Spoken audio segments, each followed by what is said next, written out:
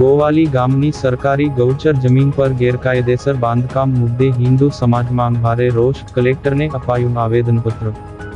ભરૂચ જિલ્લાના ઝઘડિયા તાલુકાના ગોવાલી ગામની સીમમાં આવેલી સરકારી ગૌચર જમીન પર નિયાઝ ઉર્ફે નિયાઝ બાપુ સમીર દિવાંગ દ્વારા કરવામાં આવેલા ગેરકાયદેસર બાંધકામ અને અતિક્રમણના વિરોધમાં સમસ્ત સનાતની હિન્દુ સમાજ ભરૂચ દ્વારા જિલ્લા કલેક્ટરને આવેદનપત્ર પાઠવવામાં આવ્યું છે।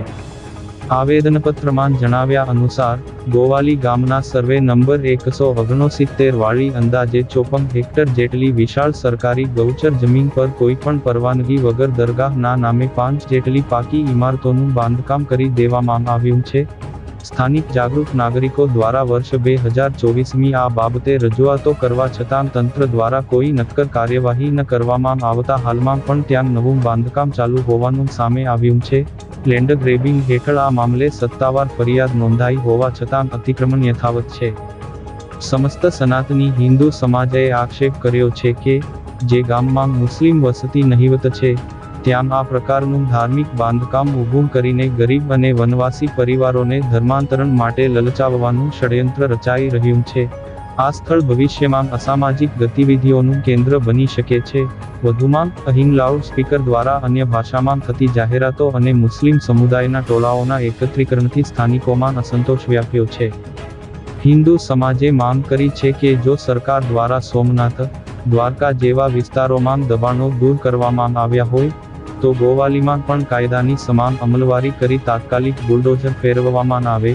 ગૌચરની જમીન પશુઓના ચરાણ માટે મુક્ત કરી અતિક્રમણ કરનાર સામે કડક કાયદાકીય પગલાં ભરવાની ઉગ્ર માંગણી કરવામાં આવી છે।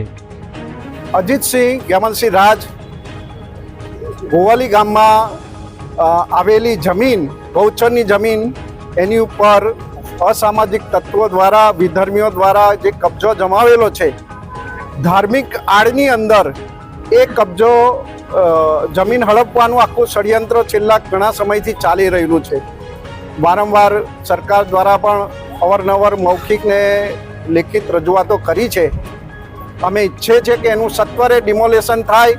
જેવી રીતે ગુજરાતની અંદર વિવિધ જગ્યાએ ડિમોલેશન થયું છે એવી રીતે ભરૂચની અંદર પણ આ ડિમોલેશન થાય અને સરકાર એક ઉત્તમ ઉદાહરણ પૂરું પાડે એવી સરકારશ્રી પાસે આશા રાખીએ છીએ। જમીન પણ સરકારની જ છે અને સમાજના બધા જ વર્ગના લોકોને એ જમીનનો લાભ મળે। ગૌચરની જમીન છે એટલે ગૌચર પર ગેરકાનૂની રીતે જે બાંધકામ થયેલું છે એ સત્વરે દૂર થાય એવી સરકારશ્રી પાસે અમે આશા રાખીએ છીએ।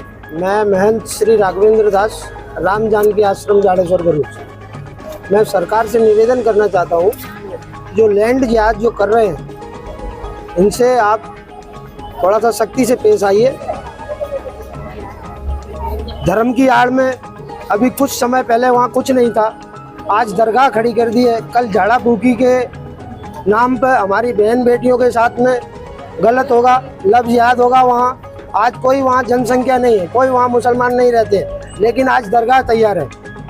तो आज दरगाह तैयार है, कल गलत एक्टिविटियाँ भी तैयार हो जाएंगी, वहाँ होने लगेंगी। कल वहाँ गाय के साथ भी कुछ गलत हो सकता है, हमारी बहन बेटियों के साथ भी कुछ गलत हो सकता है।